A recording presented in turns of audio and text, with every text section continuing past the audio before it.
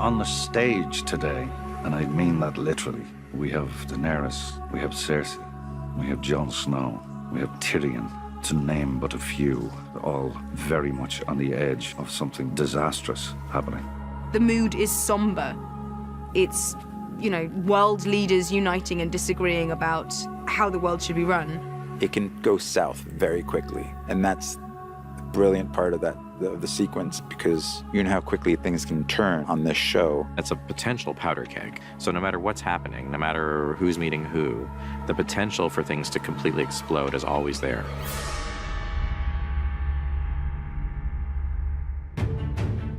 The Dragonpit is probably one of the most essential sequences in all of Game of Thrones. Tyrion and his posse, they know they're entering a dangerous place, and they know they're taking a risk coming here.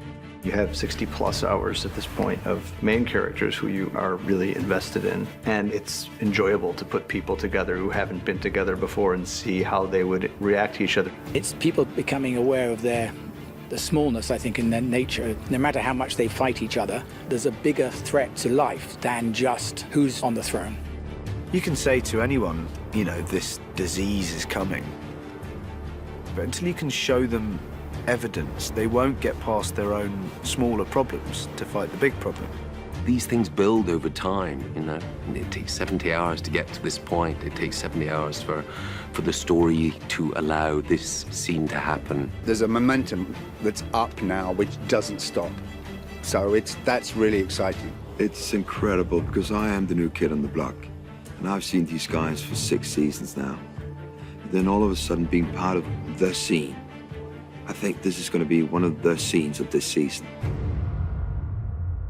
The Dragonpit epitomizes the central challenge of Season 7, where we have, a dozen of our principal characters all in the same place, many of whom haven't seen each other since a very dramatic incident years before between them. So that scene was incredibly tricky to write and incredibly tricky to film. You want to be able to service all of these characters, and that was tremendously fun to plot out. Conflicts between people, friendships between people, which ones you wanted to highlight and which ones that you're going to have to let fall by the wayside. You have, it seems like dozens of little mini scenes. So we had to find great moments and character interactions and story for all of these characters. It was just so much fun to write for all these guys together. It kind of forced us to really explore what the different tonal variations were in those reunions. It's trying to keep an eye on what they're all there for. They're all there for a reason, which is to discuss the possibility of an alliance and whether that's even possible with these people who have so many reasons for hating each other and so few reasons for trusting each other.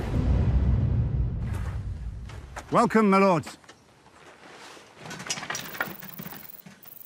For Pod to see Tyrion, that guy was the most important person in the world to him. He was the only person who'd given him a chance. I'm glad you're alive. There's something very sweet in it. And amongst all the big stuff, the small stuff still happens as well, and that's what adds to the texture of the show, I think. That stuff's never forgotten about. What's in there? Fuck off. There's a really wonderful moment where Brienne spies the Hound, and she realizes that she has to sort of apologize, maybe for nearly killing him, maybe. But she also brings to him the news that she knows he wants to hear, that Arya is alive and Arya's home. Oh, that was a relief. Yeah, of course. And a concern, is she all right? Who's protecting her if you're here? The only one that needs protecting is the one that gets in her way. And then it turns out that we don't need to worry about Arya, because I've taught her everything. What I love about Tyrion and Bronn's relationship is they know exactly who they are. Tyrion prods him a little bit about how much Bronn is doing things out of self-interest. Don't you worry about me. I'm doing all right. Looking after myself. Are you? Helping me to arrange this meeting wasn't exactly looking after yourself, was it? It's your head Queen Cersei's offered a bag of gold for us, not mine. Knocks on his tin heart a little bit. Knows there's something in there. It's good to see you again. Yeah, you too. You have Cersei seeing Tyrion for the first time in a long time, her mortal enemy. So the first time they lock eyes when she walks in, that's a moment. It's really awkward. It's like I know family reunions for everyone are very awkward, but let's just say the Lannisters are a complicated bunch. She's held him responsible for the death of her mother and the death of Joffrey and her father. You know, she can't really take responsibility or deal with her own grief. She has to just blame everybody else, and that's part of her pain too. Lena gives me a look that I never want to see ever again. It's, yeah, it almost flattened me. I wanted to hide. Met my brother. That was good.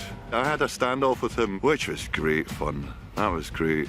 Ignoring a very serious situation, the Hound just goes straight to him and goes, basically, you and me, pal, we haven't finished. You're getting it. There's a non-verbal 4 or 5 second thing between Cersei, Jaime, and Brienne. That's not even a line of dialogue. It's just a little mini scene built out of looks. It's sort of like one of the worst things that happens to you at school. I think it's Brienne's idea of absolute abject hell. Fighting the Hound wasn't abject hell, but a moment of having to deal with Jaime and Cersei is the most excruciating thing that could possibly happen to Brienne. She arrives with the Mountain and Jaime and like you say, the Kingsguard, and she's, you know, pretty fierce. And then she realizes that Dany isn't here, and that pisses her off, obviously. And then, of course, Dany arrives on Dragon. You know, I take fashionably late to brand new heights.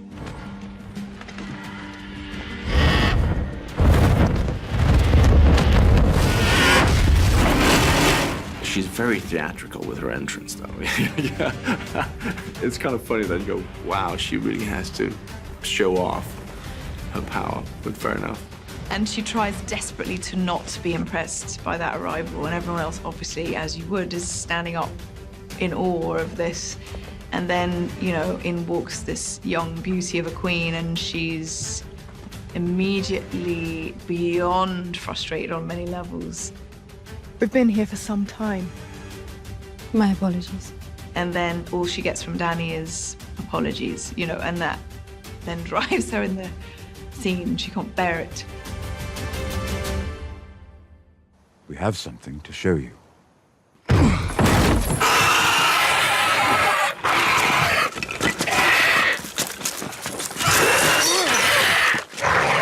Well, for me, being a horror nerd, I was slightly giggly. So I was like, oh, my very own zombie.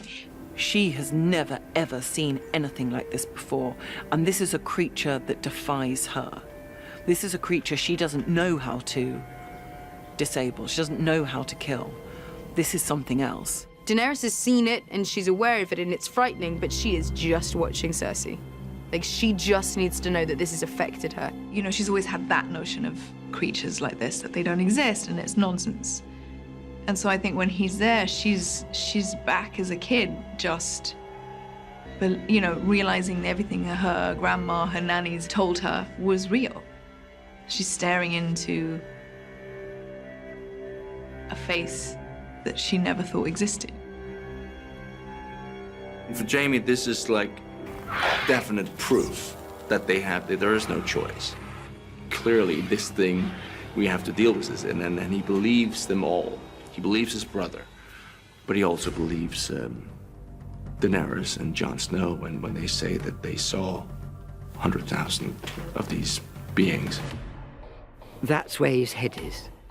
You know, the world could end in 5 minutes, but he is absolutely one-pointed, focused on, I have never seen this before. This is amazing. I could really do things with this, you know. There's this beat in the scene that I really love, because I have a line where he's like, he's just seen the White Walker, just died, and he realizes this is the first thing he's ever seen that terrifies him. And that's like a new emotion for him. You know, like, oh, that was an interesting feeling.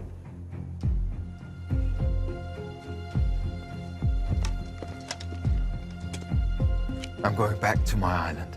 You should go back to yours. When winter's over, we'll be the only ones left alive. And then it all rests. Her dragon's death, everything rests on Jon Snow just lying. The crown accepts your truce. In return, the king in the north will extend this truce. He will remain in the north where he belongs. He will not take up arms against the Lannisters. He will not choose sides. They've got a plan of action. And then it all kind of falls apart with Jon's honor again. It's like, come on, dude. Like, it's all you gotta do. Just this one time, just tell a fib, and he can't. He just can't. Like, that was the bad move. That was a bad choice, but thanks so much. I am true to my word. Or I try to be. That is why I cannot give you what you ask. I cannot serve two queens. Tyrion, knowing his sisters so well, knows that that's not going to go over well. And of course, it doesn't. And when Jon does that, the whole thing crumbles. So it's sort of like, I get it, but Then there is nothing left to discuss. It is so much fun with all of us all together. Having been isolated for so long and then suddenly, boom, I'm working with everybody. It was quite kind of event for me. I loved it. It's lovely. It's all of us being together. So we're all kind of, that was really exciting because we are all just a big happy family. And that extended to after work, unfortunately, because we had way too much fun. Usually like here, you're on set and then you have a couple of other actors to hang out with. Suddenly we were like 10, 15 at the same hotel. It was just a recipe for disaster. But it was fun, though. Having been so invested in the show for so long, for so many years, it's just so thrilling. And I was personally very excited to finally meet Daenerys. And I hope for the fans that they see a satisfying realization of what I think they've all been maybe waiting for, is for these worlds to be collided. Those 10 days were 10 of the most enjoyable days I've ever spent doing this show, because it's all these people having such an excellent time just being in each other's company. I will never forget those days on that set. They were outstanding.